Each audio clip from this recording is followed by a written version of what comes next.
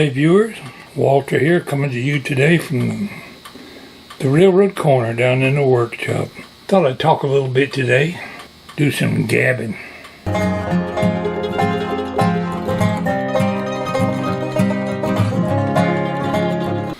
It's been a while since I told any railroad stories or did a railroad corner. And we can't do that without putting on the proper headgear that'll look like a railroader. Anyway, just thought I'd talk a little bit today. It's been a nice day, but clouded up out there now. I don't know if we get some more rain or not. I thought I'd talk to you today about working in a train yard. And let's begin by zooming in on a picture of Inman yards taken years ago here on the wall.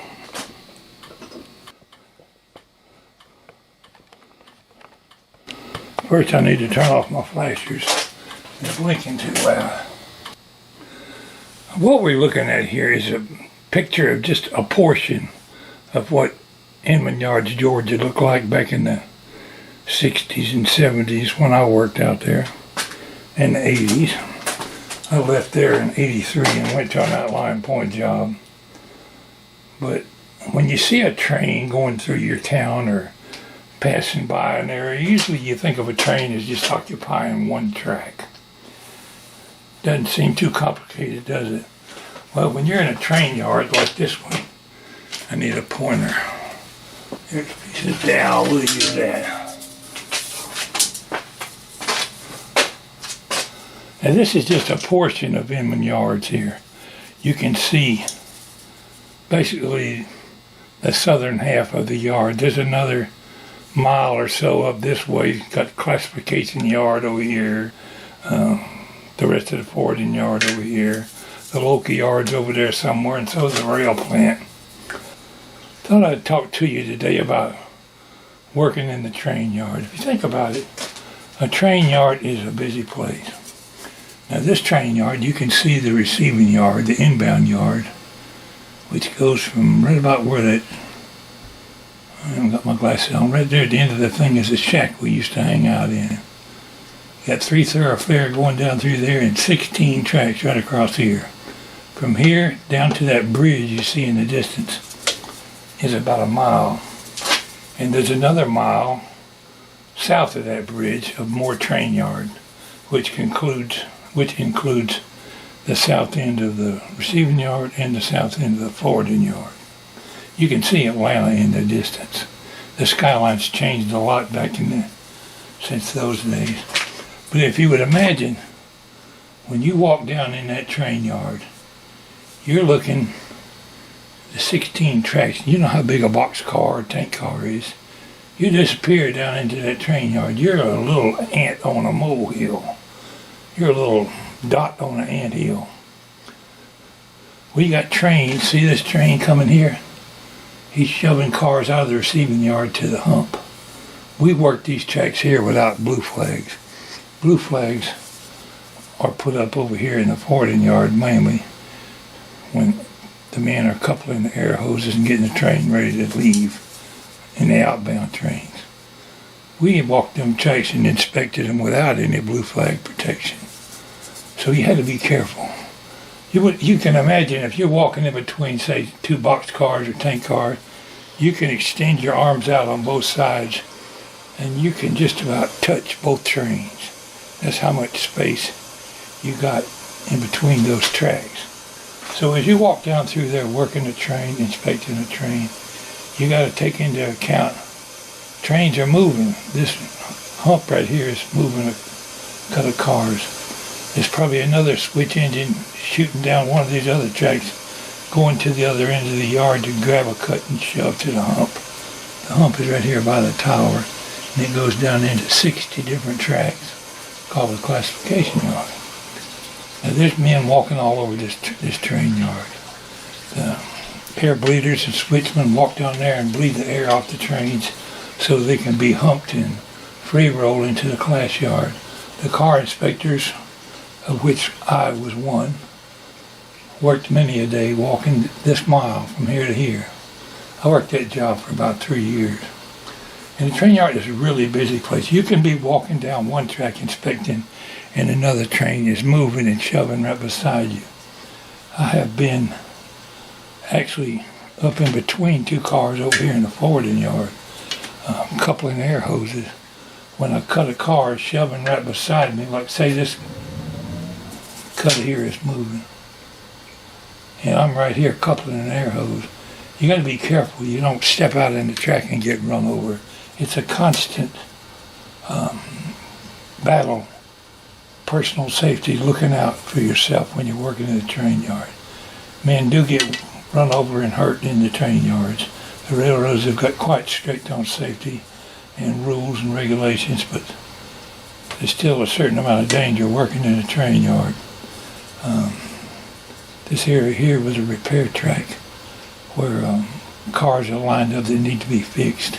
They would go through this shed and be repaired, drop down the hill, the engine would pick them up and move. So there's constantly trains moving all over this train yard.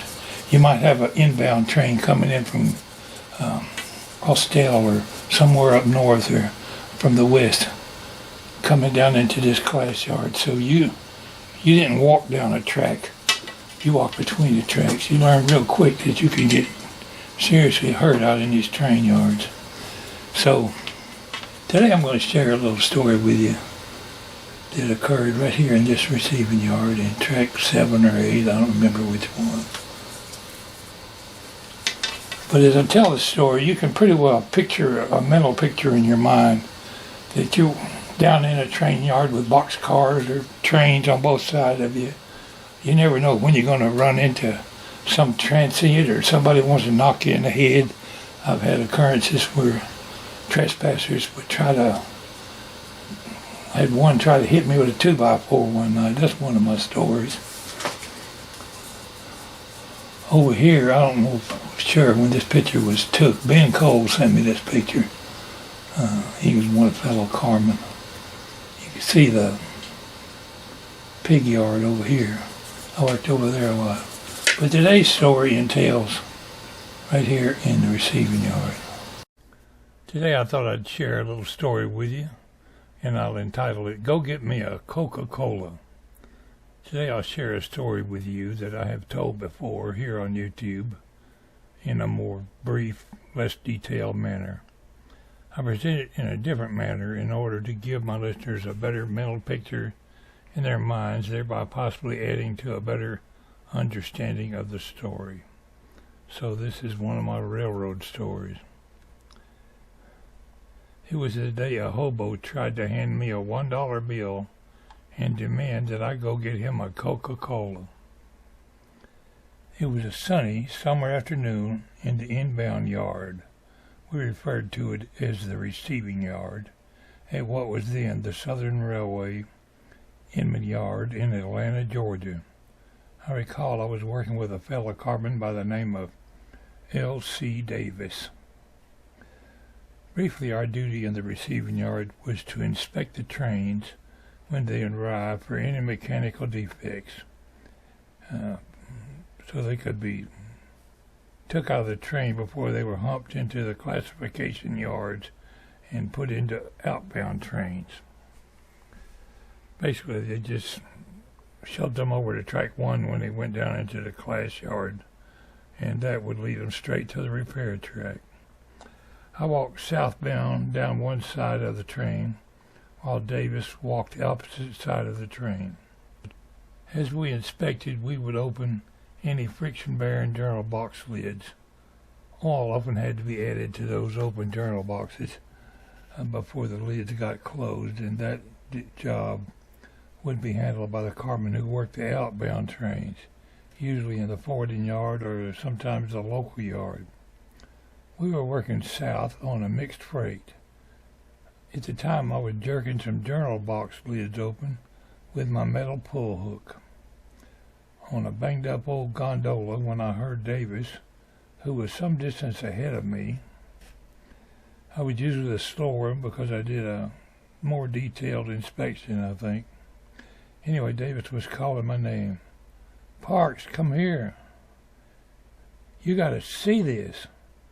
When I caught up to him and looked between the cars to see what it was, I saw a hobo laying on his back with his legs dangling off the end of the flat car.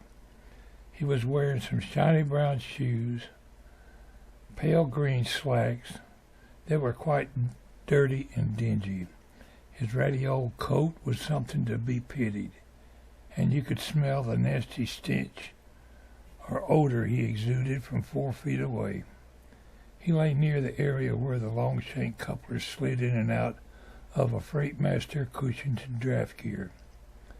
The buffer casting of the flat car center sill was just above his knee area, so both of his legs dangled down into the space between the open cars, very near the shank of the coupler.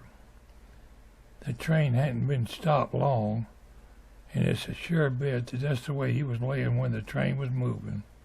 I thought, it's a wonder he hasn't fallen in between the cars or got his legs mangled between the couplers or something when the slack running in and out. I said, is he dead? No, he ain't dead. This old buzzard is snoring. I said, wake him up. Can't wake him up. I've tried, was the reply. I poked him with my pull hook. I shouted loudly, wake up, Bo. There was no response, other than some moaning and groaning. It was apparent that the hobo was drunk as a skunk. Davis hauled off and hit the guy fairly hard on one of his legs with his pull hook. That hobo didn't flinch or even feel it. There was a loud thump, like hitting something hard. I began to laugh when I realized that the hobo obviously had a wooden leg. That's why he didn't even know they were dangling. If that doesn't beat all, Davis said, as he laughingly whumped him a few more times on the legs. We both had a good laugh. I got on a nearby ground speaker, as we had not yet begun the practice of carrying walkie-talkies, and called the main tower. I should at this point explain ground speakers were scattered throughout the train yard. You just pushed the lever and spoke into it. Tell the hump not to move this train in track 7. We got a non-paying passenger laying between 2 of these cars, and while you're at it, send the railroad police down here too. Finally, we got the hobo awake, but he was too drunk to even sit up. What happened to your leg, Bo? I asked. He said, I have wooden legs.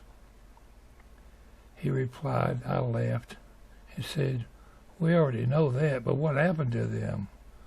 Oh, I got run over by a train back in 1959. Well, you sure as hell didn't learn nothing from it, did you? He dug in his right front pocket about that time and pulled out a dollar bill and had the audacity to tell me, go get me a Coca-Cola. That floored me with more laughter. The nearest Coke machine to here is 2 miles away, bub. You sure have your nerve. I was truly sorry for his condition, but it was so obvious he seemed to think the world owed him, and that he probably would never learn. Maybe he thought we would take his dollar and disappear, I don't know. It took some time for the railroad police to get him off the train. When we last saw him, he was being led away.